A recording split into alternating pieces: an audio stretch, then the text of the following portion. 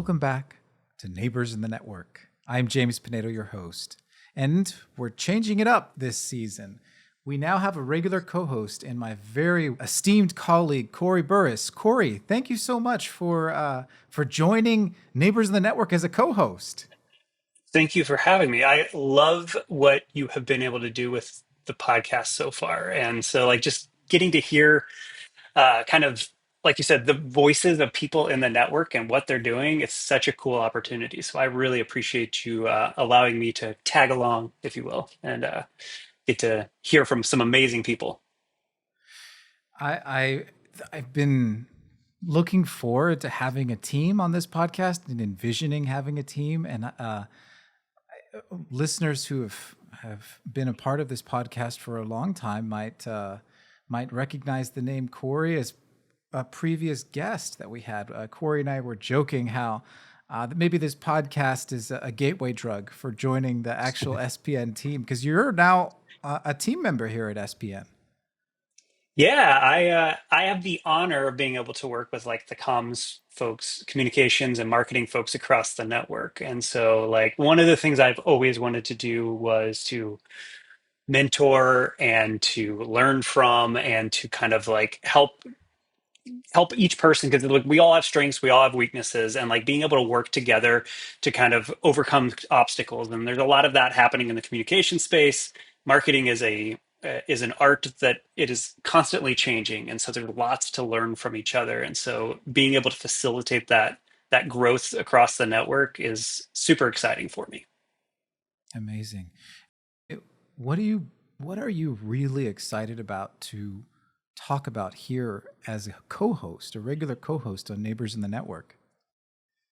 I just think like hearing how people not just are using communications, but how different people across the network are taking on the challenges of issues that are different, methods that are different. I love hearing the stories of people that are in the network as well. Of like, how did you come about even coming into this space? I mean, for those of us that are in it, it's our everyday life. But when you're not part of, this space, it's kind of foreign to us. So we all have an onboarding story, right? And I think it's fascinating to find out how something like is what can seem like boring as policy is can be an on ramp for people's lives, and then it becomes part of your life, and you get engaged with it at a deeper level, right? Like for me, it was around education that was kind of my onboarding of like, oh, that this there's a space out here of people talking about how to improve education across the network, and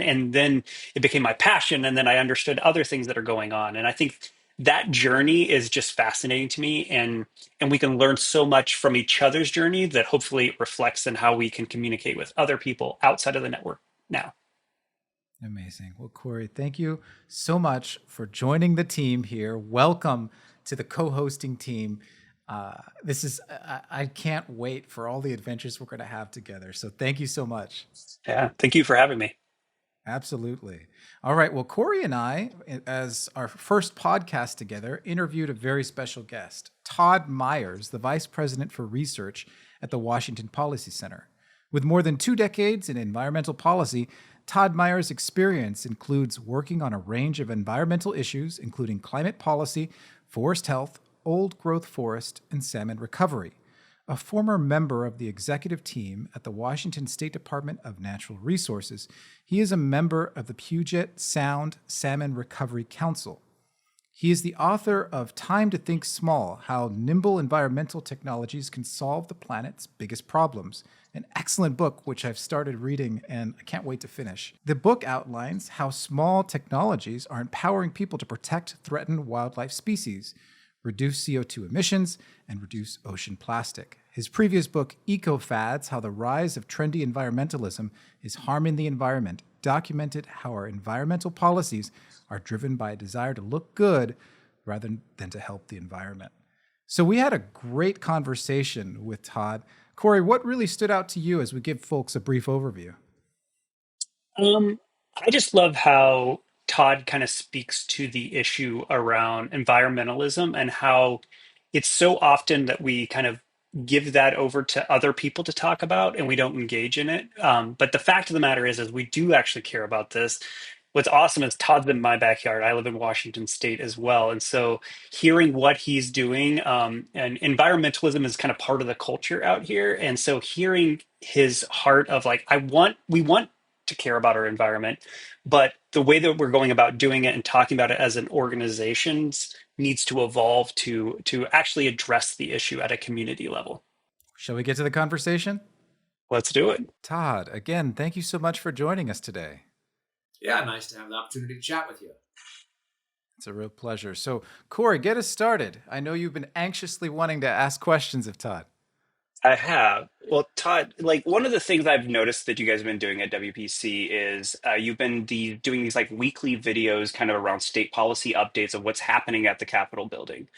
And I know a lot of people have tried to do different things like that, but you guys have seemed to be able to find an audience and hold that audience for a long period of time. Like, how did you guys go about doing it? What was your kind of thought process behind that? And how have you been kind of able to build an engaged audience over a long period of time on that?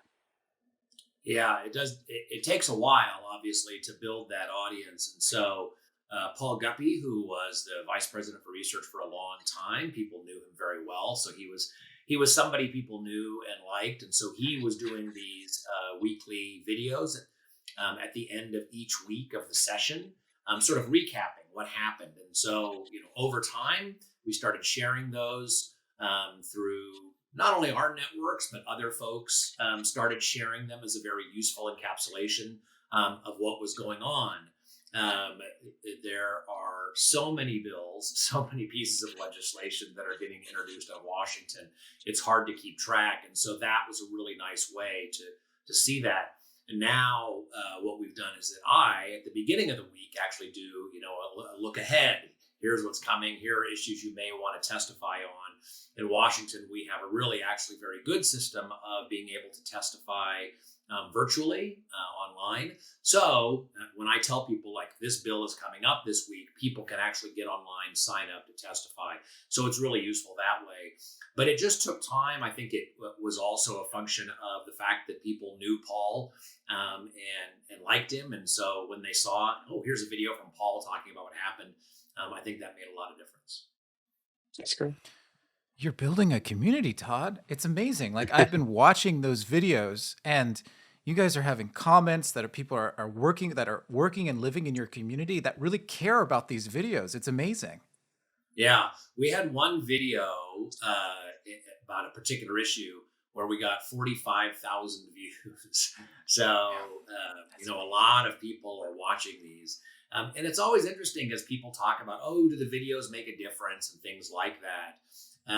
But if I said to somebody, okay, I'm going to have you go and speak to a room full of 500 people, they would say, absolutely, I will go. That's an awesome audience, right? But somehow when you have a YouTube that, goes only to 500 people, people are like, well, I don't know, that's kind of small amount. So, 45,000 is amazing. But even if you can reach, 500, 1,000 people, that's pretty impressive to me. Yeah. Yeah, and you guys did it for a long period of time. You said that it took a while to get there. Like, about how long have you guys been doing this now? That's a good question. We've been doing it for a while. Our sessions are at the beginning. Legislative sessions are at the beginning of the year. They're either 90 or 105 days, and so there's a lot of work that gets done in a very short period of time. So a lot of intense focus on it. So I think we've been doing these for a few years. To be honest, okay. I can't remember when we started, but it's been a little while. Yeah. Well, it's a great example of something that has a real impact, a measurable impact, and yet I don't get the sense that you're spending an exorbitant amounts on each video. That's impressive to me. Way to go. Well, I'll give you an example. Washington State last year had a program where we spent $45 million to help people buy electric vehicles. Basically, we gave $5,000 to anybody who wanted to buy an electric vehicle up to $45 million.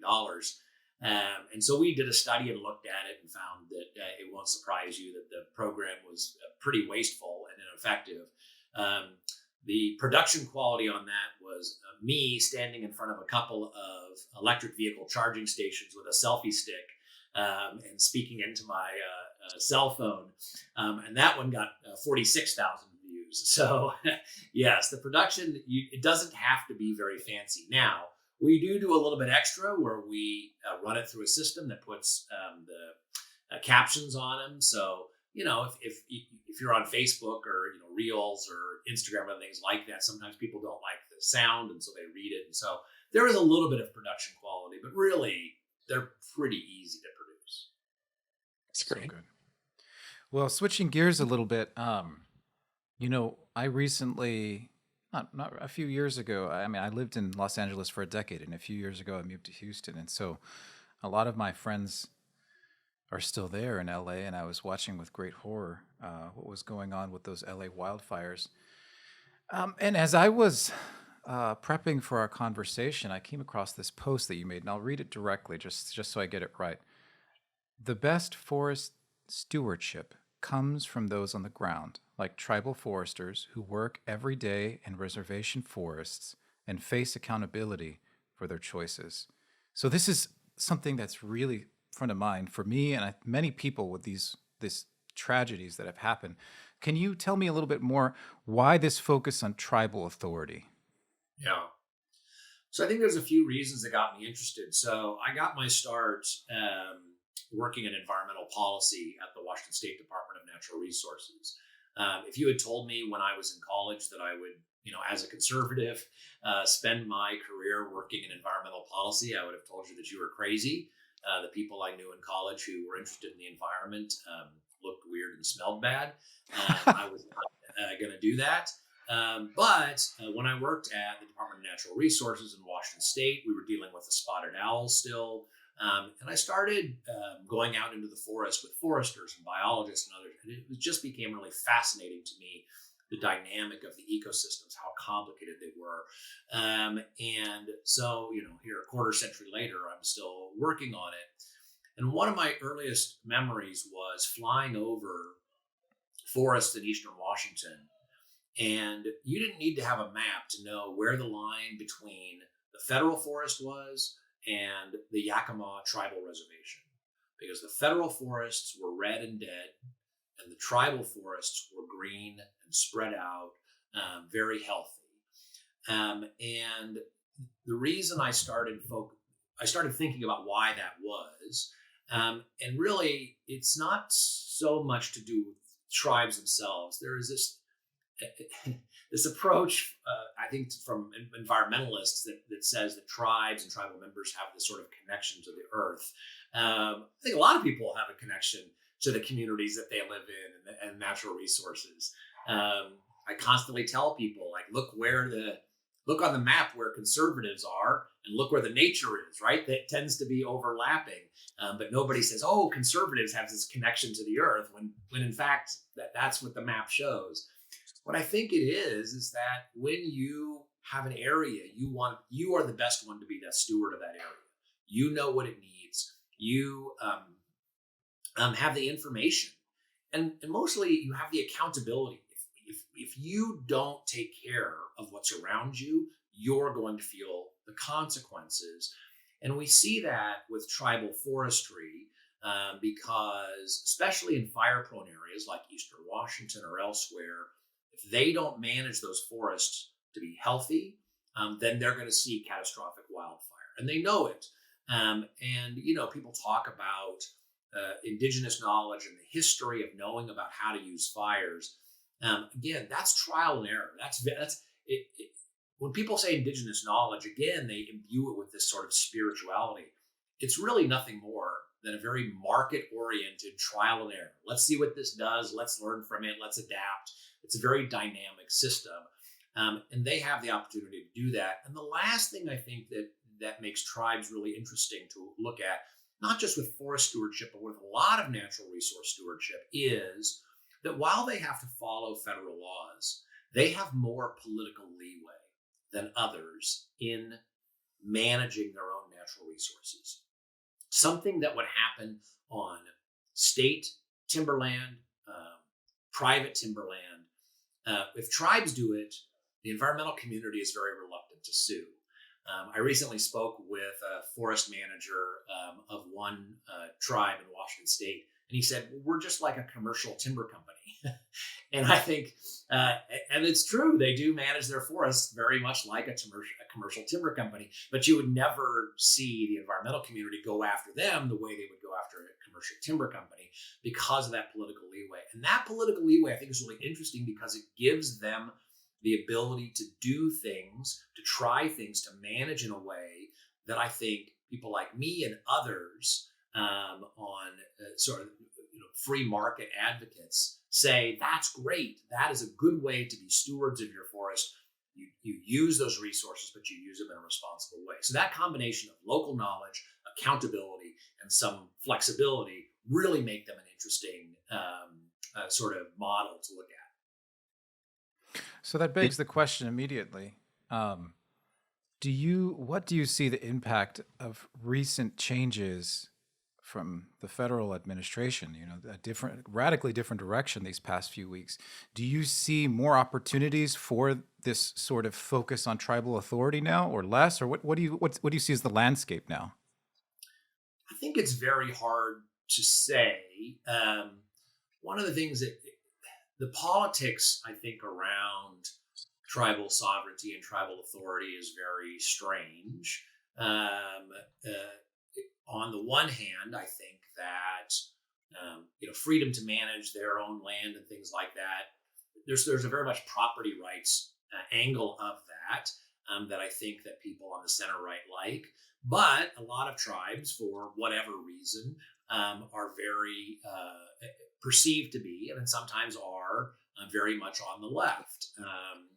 And so I think that those politics get in the way of this, which I think is, one of the frustrating things for me, which is if you're doing a good job of managing, whether it is forests or wildlife or fisheries out here in Washington State, having politics intervene because you're perceived to be on this team or that team, I think is really the enemy of good environmental stewardship. So I think it's very hard to predict that. One of the biggest, most controversial court rulings in Washington State history was the Bolt decision, which applied tribal treaties to allow the tribes to have half of the fisheries catch in the Northwest. And that's a very political issue. But what it can do is obscure the fact that tribes do a lot on their own to improve salmon returns for everybody. Tribal hatcheries are some of the best managed hatcheries. There are tribes who have simply stopped catching salmon, even though they could benefit, economically and things like that, because they're trying to give salmon an opportunity to come back and increase their populations. But that politics clouds it. And I think those of us who work in the liberty movement, who believe in free markets, recognize that politics can sort of twist and warp decisions. And you see that a lot in environmental policy. And I think tribes are one area. Environmental policy in Washington State, we see ourselves as being leaders on this stuff. And yet, again and again, we fail miserably on so many of our environmental goals. And it's because politics is driving the agenda and discussion and not the experience and knowledge of people on the ground. And again, that's why I like sort of the tribal approach as a model, because they're so focused on what works. Because if it doesn't work, their tribal members feel it. If salmon don't come back, they don't have money. If forest fires move through, their homes are in danger. There is that knowledge, there's that accountability, and that, I think, is a far better approach than sort of imbuing everything with politics. I love what you're talking about, because what you're talking about is that principle that we tend to not talk about a lot, which is personal accountability, right? Like when we empower people with the responsibility of it, but also with the outcomes of it, then that ownership and that local control and some of those things make a huge difference. That's environmental policy, as you said, is not something that you hear a lot from people on our on this side of the discussion. A lot of times, what was there like a turning point for you where you mentioned in college you didn't think you'd be going this direction? Was there kind of a turning point for you where you were like, yeah, I want to do that. This is important to me. Like a moment to the kind of an epiphany moment, if you will. Yeah. Uh, there was. So, like I mentioned, I went to the work for the Washington State Department of Natural Resources. I had run the Yeah. campaign of the Commissioner of Public Lands. So I was a political consultant. And so we won. And so I went down and I had a lot to learn. And I remember thinking this is going to be rough because the environmentalists have got the, very emotional side, and I have to make this very sort of, nuts and bolts, money, and the money from the revenue or from the timber harvest goes to fund the schools, and this is good, and we need some timber harvesting. And then I started walking around with foresters and biologists, and I did have a moment in my first year where I was walking through a forest with a forester, and he was explaining to me like how the forests work, that it's an ecosystem, that it's very dynamic, that it changes over time, and that actually the way that we manage timber harvest now, like clear cuts, is to replicate that natural pattern of fire so that you have what we call a mosaic of different types of habitat, because you don't just want to have one type of habitat everywhere. Even if it's old growth, you want to have lots of different types because that's what the ecosystem was. That's how the animals are adapted and things like that. I just thought, this is really fascinating. And I turned to him and I said, I've never heard any of this before in the political discussion. And he laughed and said, oh yeah, you're not going to hear this in the media or the politics. And that was the moment where I thought, it's kind of fun to feel like you know something that other people don't. And that was kind of fun. But it was also fun. It was like, I want to tell this story.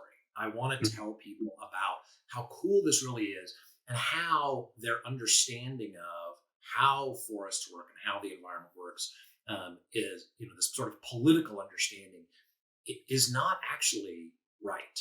And that there's more to it, and that we can be good stewards of the forest and produce timber and do all these things. We can have a win-win. So that was very exciting to me. Like I said, here I am 25 years later, still trying to tell that story. And one of the main things I do is I tell folks on the center right, stop being afraid of the environment as an issue. There is a lot of the way, even people who work at energy and the environment on the center right talk about it is, like energy dominance. We need to get away from solar and wind and have energy dominance. And that mindset, the mindset that environmentalism and prosperity are at odds, is a left-wing notion that we should not buy into. And I think too often we buy into that sort of binary choice, and that's how we talk about it. We need to stop that, because if there's anything I've learned from working in Washington State, a state where sort of the left-wing environmental approach is the dominant approach, and watching us fail on forest management, on wildlife management, on salmon recovery, on CO2 emissions reduction, which, our last governor spent 12 years bragging about, and he failed miserably. If there's anything I've learned is that their stuff doesn't work, and we should be proud to say that we care about those things, that they're important to us, not to the exclusion of prosperity and energy, certainly, but that our approach to being good stewards of the planet is actually better, and we can have that prosperity. Did you see yourself, like when you were growing up?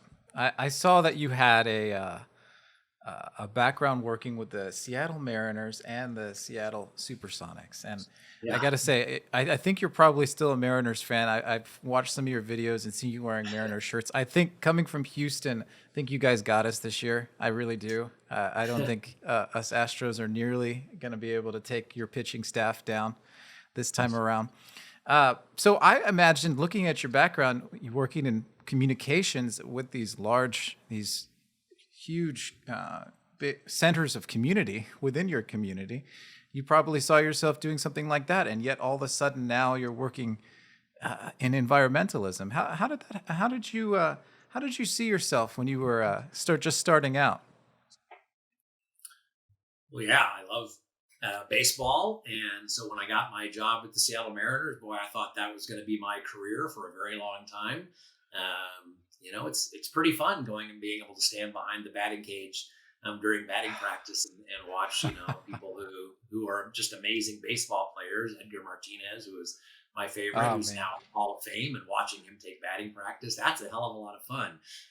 So yeah, I thought that was going to be what it was. I will say that I got the reason I got interested in politics is that I took a trip to the Soviet Union in the 80s and spent a couple of weeks there.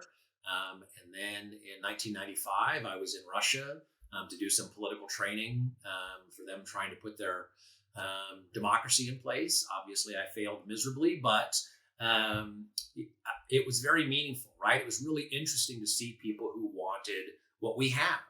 And so while as fun as sports were, it wasn't as meaningful as working in public policy and trying to make people's lives better and give them the freedom to choose the way that they wanted to live. And so I think ultimately that's why I made the choice to come back to public policy and do the thing that I've been doing for a long time rather than working in sports. One thing I did learn about sports, though, I think that was, you apply parts of your life to your job. And one of the things that I see in politics today, and I've seen it certainly in environmental policy, is that very irrational team aspect. There is no rational reason that I should, be a Seattle Mariners fan just because they happen to be, the team that's geographically located in my community or anything else. It is clearly irrational. And, I have a lot of baseball's 162 games, and you're going to guaranteed lose 60 of them. And so there are at least 60 nights where I am very upset for no good reason. But I learned how that sort of irrational, how powerful that was, how powerful that connection to your team was. And that I see in politics in a way that it makes me very uncomfortable today. That people have, I think, an irrational attachment to their team. Environmentalism, I think, is very much like that. One of the things that frustrates me about environmental policy, particularly sort of government-led environmental policy, is that people who claim to care a lot about the environment then turn around and outsource environmental policy to the government.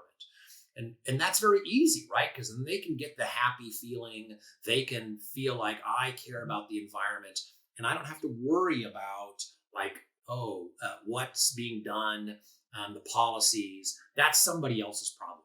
I get to have all the good feelings in the world and the righteousness, and it's somebody else's problem to actually solve all those issues. And that is a recipe for failure. That's why we failed at so many of these environmental policies that are government-led, because the people who should be demanding accountability, the people who should be saying, okay, that's not working, we need to do better, instead just sort of have this, my team says that this is the policy and we should do it, and I feel great. And that makes it really hard to criticize or to hold accountable failures, because people's connection to a policy is an emotional connection, not a logical one. So if I say, I remember I was giving a speech one time about green buildings, and I was pointing out that green schools used more energy than non-green schools, that traditionally built schools were actually more energy efficient. And I remember giving this talk and having a guy literally pound his fists on the table and tell me that I was immoral. What was it? I was looking at a spreadsheet, right? I mean, these were just the numbers. But when you connect yourself emotionally to it, like you have that sort of team feeling, you're criticizing my team. You're criticizing my sense of who I am. And you're not able to judge, okay, is this policy actually working? Because that policy has become part of your identity. And I think people don't realize, when people talk about identity politics, they think of, gay issues or, ethnic issues or other things like that. What they don't think about is environmentalism and some of these other things, but those are just as powerful identity issues because people see that issue as who they are. And when you say that policy doesn't work, to them, you are questioning their identity. I think that's fascinating. I could like you said, like this idea that we put an emotional value to our politics, right? And uh, I think environmental policy, because I also live in the Pacific Northwest, I live in Washington State, so I know like it's part of the culture here, right? Like it is, but there is a balance between um, how do you balance urgency and and hyperbole, right? Like, how do we have a discussion about it? About like, because I remember when I was a kid, they were talking about like acid rain and some of those things, and I was afraid that I was going to go outside and my clothes were going to fall apart because of the rain that fell on them, right? And now we have different things that we're discussing. How do you balance that discussion where you're addressing concerns that people have, and some of them are valid, but some of them are overblown to enact change immediately? How do you talk about it in that kind of environment? Yeah, I think it's really interesting. And so hyperbole is a tool to make yourself feel sort of even more important. And just to show sort of, how that sort of team spirit, how that connection, how important it is. If I made a joke about banging on trash cans, right, you would sort of wince right now, right, as a Houston Astros fan. But it's like, it's not your fault. You didn't do it. But at the same time, you sort of like, oh, yeah. I mean, you sort of have this, feeling of defensiveness. That's how connected you become to that. Hyperbole in political issues serves as a way to make yourself feel even bigger and more righteous.